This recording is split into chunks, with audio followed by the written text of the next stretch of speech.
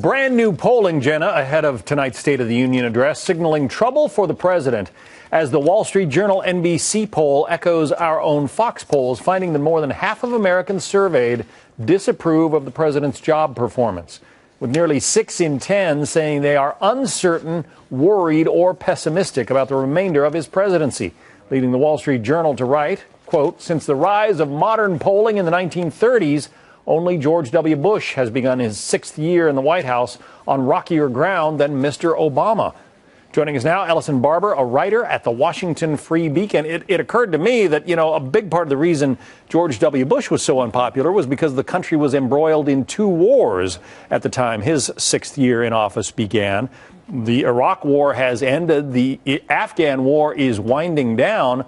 President Obama should be, accruing some of the benefits of that. And still, those poll numbers are pretty low for him. Right. In theory, he should. But I think that it makes sense that people are pessimistic right now, because if you consistently look at polls, the issue that people care most about is the economy. And no matter how the White House tries to spin it, we still have 6.7% unemployment. And since the recession, where Americans lost $14 trillion in wealth, they've only gained back half of that. There was a study put out by the Federal Reserve of St. Louis back in May, and they said that Americans had only gained 45% of the wealth that they lost before the recession, and so they don't have the spending power to boost up the economy. So while the White House tries to spin it as we've gained this many jobs this month, or every little other tiny economic thing, at the end of the day, you still have a very big gap in how people have been doing since they've been under this president, and that's sort of why you see people being pessimistic. And so with the economy, the big worry, the president is talking about income inequality, for instance, and trying to raise the minimum wage.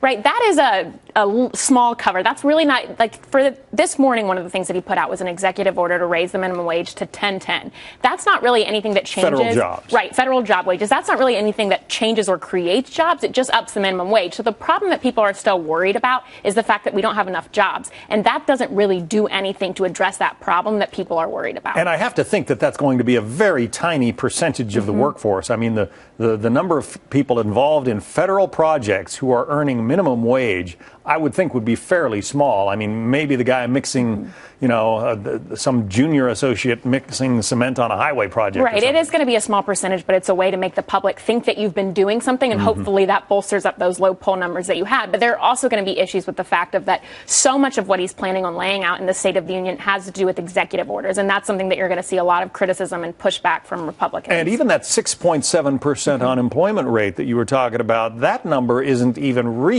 The last time around, you had 5 times as many people leaving the workforce because apparently they just cannot find jobs as you had people get jobs. So that takes down the labor force participation rate.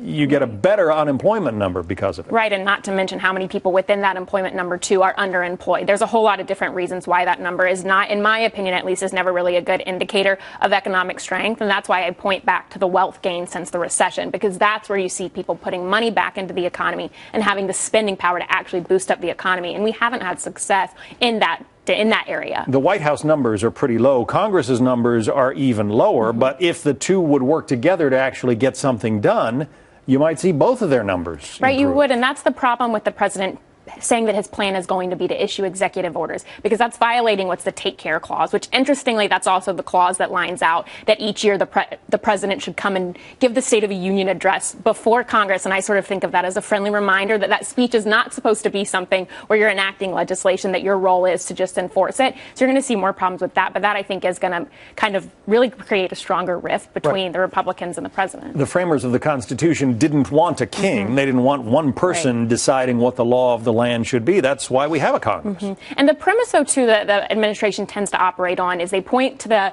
House and they say that's why we're not able to get things done, because they're stonewalling us and we were elected by the people. What we're trying to implement are things that the people want. But they seem to forget that those people in the House that are stonewalling them were also elected by the people. So they're carrying out things that their constituents wanted as well. And so there's a very interesting premise that the administration operates on when they kind of try and blame Congress for what's not being passed through, because those are people that are trying to do the exact same thing that they say they are doing. Trying to represent their constituents. Ellison Barber from the Washington Free Beacon. Thank you so much. Thank you.